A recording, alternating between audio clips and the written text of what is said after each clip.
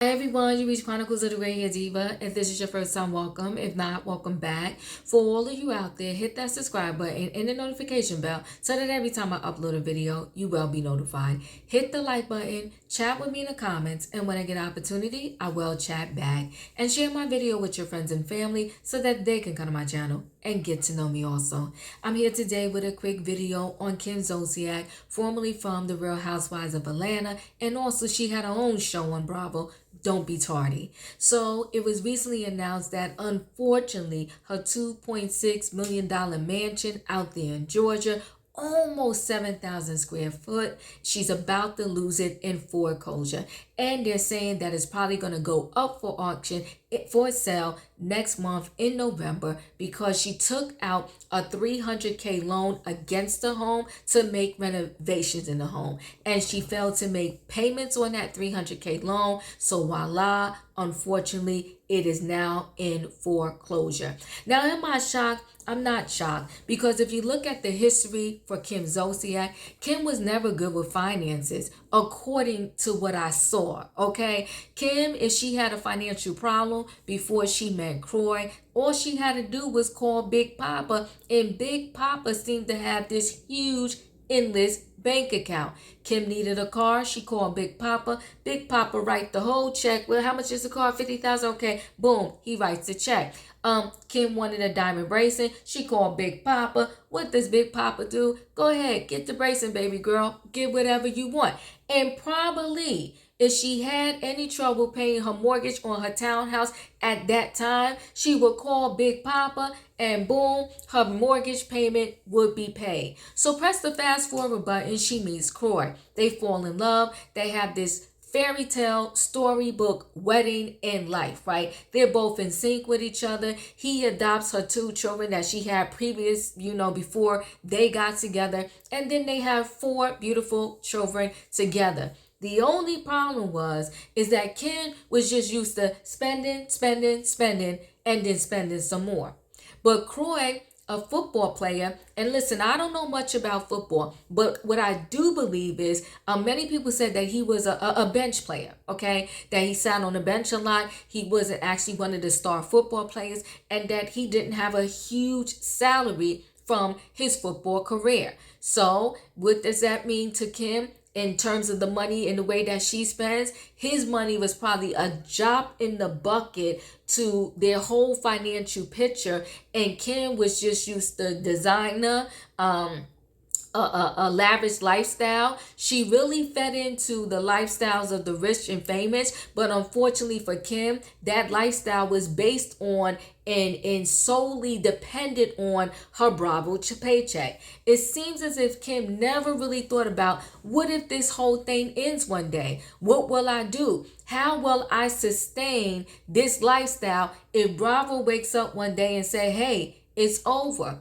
And well, that day came. They canceled Don't Be Tardy, and then soon after, we was hearing little sprinklings that Kim was having financial woes, selling stuff on her social media platforms. I heard at one time Kim was actually on her Instagram, pretty much kind of begging her fans for money. Now, how true that is, I don't know. I follow Kim, but I don't on her Instagrams and her different social platforms, but I don't get into it that much. So when I heard and when I saw the article that this home was in foreclosure, it wasn't shocking to me. But listen, she's not the first Bravo celebrity to go through something similar. Remember Lisa Wu?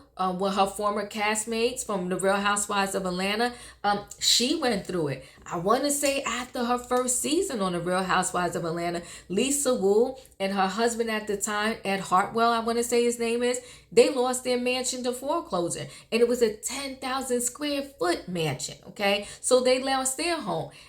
Teresa Giudice and Joe Giudice, they went through a foreclosure.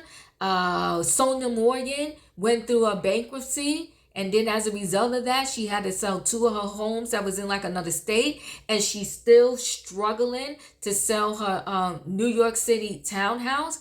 I mean, the list goes on and on with the Bravo celebrities who are supposed to be the one percenters. The one percenters are the people that they say are uber rich, have so much money, they don't know what to do with that money. That's what these Bravo housewives are supposed to represent.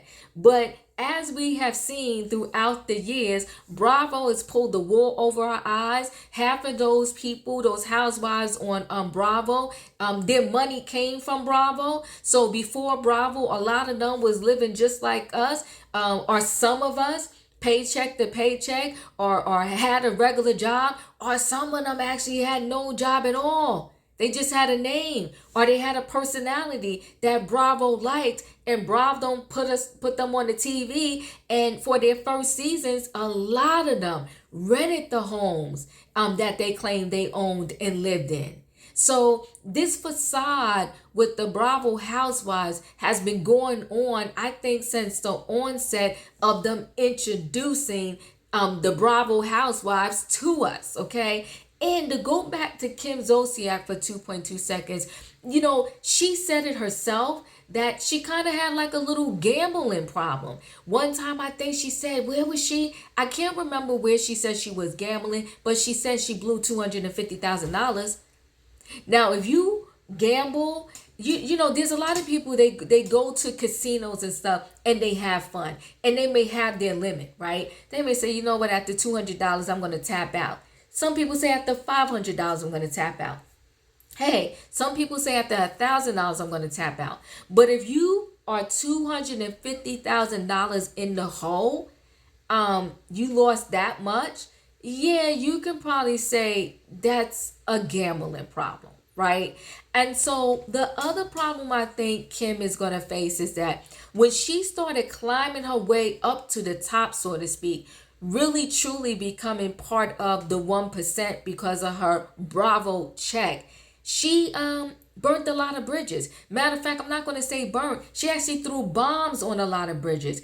If you saw and you was watching Kim from the beginning and she had her wedding special, if you remember the way that she treated her parents on that wedding special and thereafter, it was deplorable. And that is the reason, one of the reasons why, although I love Kim family, I think she has a beautiful family, I just couldn't watch Don't Be Tardy because I couldn't agree with and accept the way that she treated her parents once she started to get more money. In the beginning, when she was on the Real Housewives of Atlanta, her parents, when Kim was a single parent, her parents would come over there and cook. They would come over there and help her with those girls.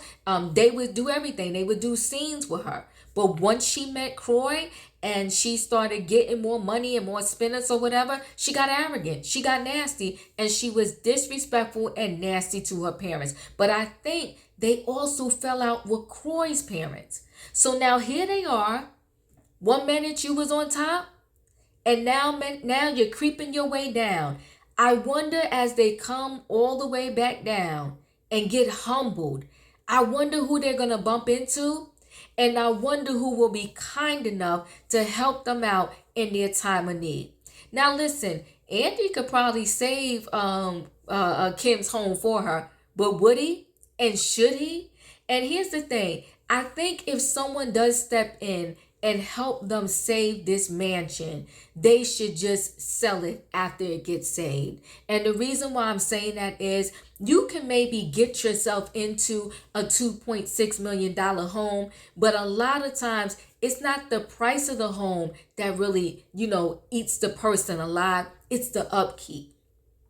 You can give cash for a $2.6 million home, but you still got to pay taxes on it every year. You still got to heat that bad boy. You still got to clean that bad boy. And when she was being on Don't Be Tardy, she had a chef. She had assistants. That's what a lot of these Bravo celebrities love. They love to show us they have a chef. They love to show us they have assistants. And they're playing it all. They're playing themselves.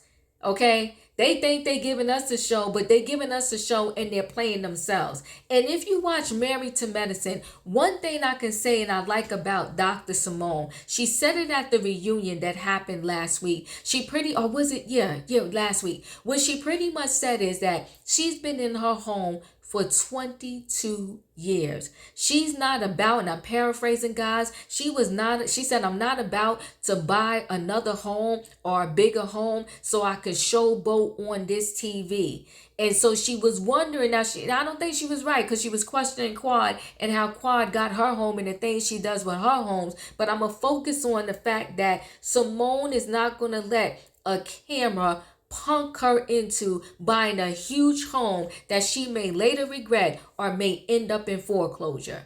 So listen, guys, thanks for listening. Chat with me in the comments, and when I get an opportunity, I will chat back. What do you think about this Kim Zolciak foreclosure? Do you think Andy should come in and save the day? Or do you think Andy should let her save herself by giving her a job back on the Real Housewives of Atlanta? Or perhaps getting her a job back on another housewife franchise?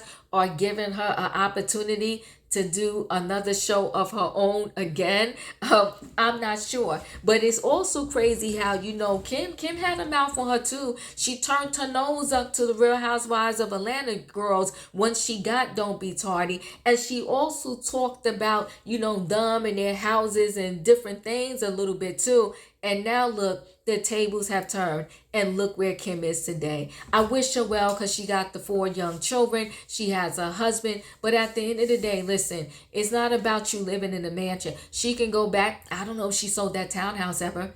Maybe they have to go back and live there.